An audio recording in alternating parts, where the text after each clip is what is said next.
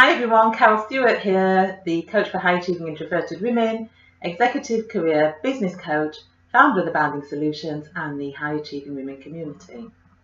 How many times have you heard the words fake it till you make it bandied around when it comes to doing something that you're fearful of or you're lacking confidence in? And how many times have you tried to fake it till you make it, but no matter how hard you try, you're still not making it? You're still anxious, you're still lacking confidence, and it's getting worse. Well, for some people, fake it till you make it is not going to work. And in some situations, it's not going to help either. And if this is you, I'm going to share why fake it till you make it may not be working for you and what you can do instead. So if you have an inherent belief about what it is that you need to do or what it is that is going to happen, then and that belief is that something bad is going to happen or the worst is going to happen, you're going to mess up, you're going to make a fool of yourself, you're going to forget what you've got to say, whatever it is that you need to do. If it's an inherent belief, by faking it, it could just make you feel worse. It could make you feel more anxious, more stressed, and then it becomes a vicious cycle. And rather than faking it till you make it, look at where that belief comes from. And I'll give you an example of what I mean. If you believe that you're not a beautiful person and you've got an inherent belief that you're ugly, no matter how many times you stand in front of that mirror and tell yourself, I'm such a beautiful person. If you don't see a beautiful person looking back and you don't believe that that person looking back is beautiful, that is not necessarily going to make you feel better. In fact, it could make you feel worse. So if you have a belief about what's going to happen when it comes to what it is that you need to do, challenge that belief. If you think that the worst is going to happen, challenge it. And the way that we think and believe about ourselves and our situations affects how we feel. And we're very much led by our emotions. So if you're believing I'm going to mess up or I'm going to forget my words or whatever it is, that's going to make you feel anxious.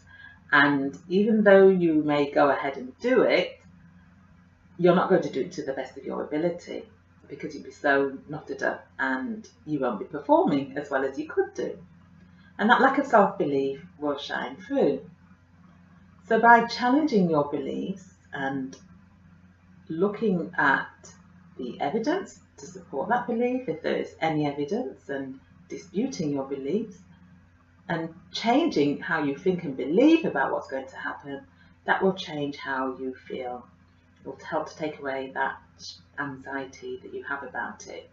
And if you feel much better, you'll be able to perform better. Another thing is, how well do you know your stuff? If it's something that you've never done before, it's only natural that you're going to be fearful or lacking confidence about it because you've never done it before. So make sure that you know your stuff and practice. Practice, practice, practice. And the more you practice, the easier it will get. Make sure you know what it is that you need to do. Plan and prepare. Plan, prepare, and practice. And if you need to develop your skills, if you need to develop your competencies, your skills, look at how you can do that. And finally, ask yourself, if the worst was to happen, what could you do?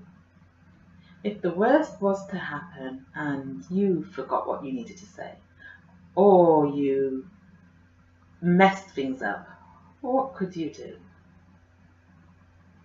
Would it be the end of the world? And what are the chances of the worst possible outcome happening anyway? Chances are it might not even happen. So if you don't want to fake it till you make it because it's not working for you, then challenge your beliefs about your situation and change your thoughts and beliefs about what it is that you need to do. Adequately prepare yourself, plan, prepare and practice. And make sure you know your stuff. Develop your skills so that you are competent about what it is that you need to do, whether it's interviews, or whether it's going for promotion, whether it's public speaking, whether it's having a sales conversation with a potential client. Whatever it is that you need to do, develop your skills so that you're competent at it.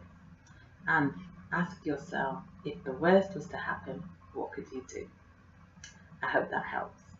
And if you want to know more about me and my work, visit www.aboundingsolutions.com, or if you want to join the High Achieving Women community, look at the information in the video below.